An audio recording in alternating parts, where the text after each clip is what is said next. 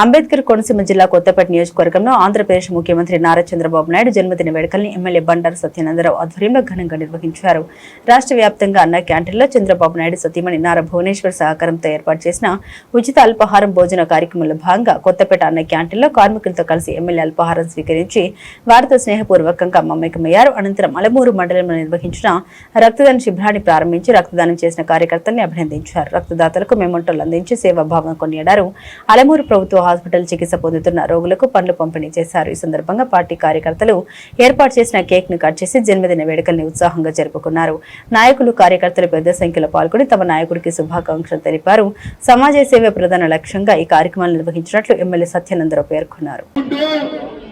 ఈ సందర్భంగా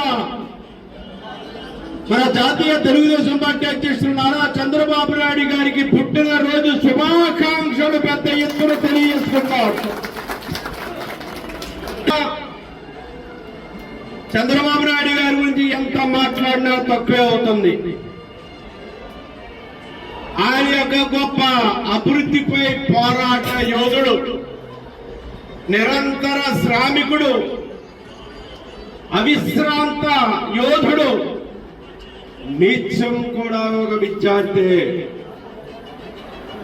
ప్రపంచంలో ఏం జరుగుతుందో ముందుగానే ఊహించి రాబోయే భవిష్యత్ తరాలకు 2 దశాబ్దాల ముందే మార్గాన్ని ఏర్పాటు చేసినటువంటి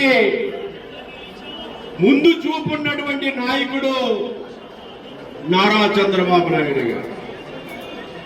ఎంతో ముందు చూపుతో ఈ రాష్ట్ర భవిష్యత్తును ముందే ఊహించి పునాదులు వేసేటటువంటి నాయకుడు నారా చంద్రబాబు నాయుడు గారు. ఈయన పుట్టిన రోజున చంద్రబాబు నాయుడు గారి సతీమణి ఎన్టీ రామారావు గారి కుమార్తె భువనేశ్వరమ్మ గారు 76 లక్షల రూపాయలు అన్నా క్యాంటీన్ల ద్వారా ఉదయం అల్పాహారం, మధ్యాహ్నం భోజనం అందివ్వడం కోసం విరాళంగా అందివ్వడం జరిగింది. అంటే వారికి పేద ప్రజల పట్ల ఉన్నటువంటి చిత్తశుద్ధి.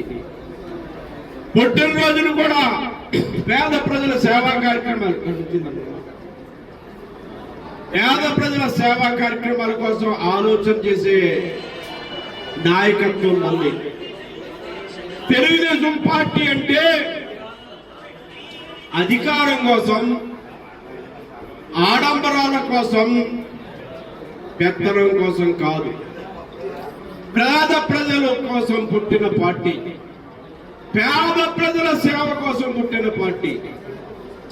సమాజమే దేవాలయం, పేద ప్రజలే దేవుళ్ళని నిర్ణయించినటువంటి గొప్ప మహానుభావుడు తెలుగుదేశం పార్టీ వ్యవస్థాపక అధ్యక్షులు విశ్వవిఖ్యాత నట సౌరభావసి నందమూరి తారక రామారావు గారు. వారు పెట్టిన పార్టీ 44 సంవత్సరాలుగా అవిశ్రాంతంగా అధికారం ఉన్నా లేకపోయినా పెద్ద ఎత్తున పేదల కోసమే, పేదలకు సేవ చేయడం కోసమే పనిచేస్తా ఉంది అనేది ఈనాడు అందరూ కూడా మనం చూస్తా ఉన్నాం. నిత్యం పేద ప్రజల కోసం, అభివృద్ధి కోసం, సంక్షేమం కోసం ఆలోచన. ఈ పుట్టినరోజున కూడా సేవా కార్యక్రమాలే నిర్వహించడం జరుగుతూ ఉంది. గతంలో మనం చూసాం, గత ప్రభుత్వాలు చూసాం. రాష్ట్ర విభజన తర్వాత ఆనాడు చంద్రబాబు నాయుడు గారు కోరుకుని రాష్ట్రాన్ని గట్టెక్కించగలన ఆనాడు ప్రజలు భావించారు.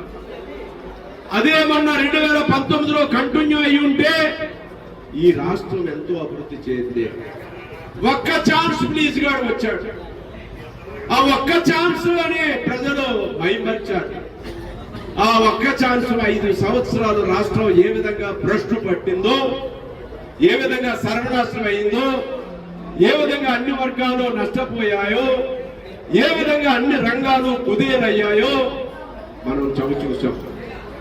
ఆ చేదు అనుభవం, ఆ 5 ఏళ్ల విధ్వంసం, ఆ 5 ఏళ్ల అరాచక పాలన మరలా ప్రజలు ఎప్పటికీ కోరుకోరు.